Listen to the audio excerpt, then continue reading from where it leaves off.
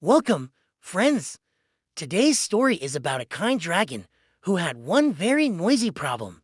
He couldn't stop snoring. Deep in the mountains lived a dragon named Drowsy. When he napped, his snores were so loud the townspeople couldn't sleep. "We must help poor Drowsy," said the mayor. So his friends Mimi the mouse, Toby the tortoise, and Leela the lark decided to help.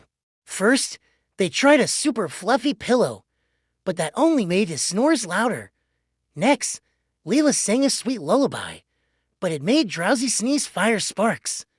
Then, they tried honey, but after a moment of quiet, the roaring snores returned. Finally, Toby had a wise idea.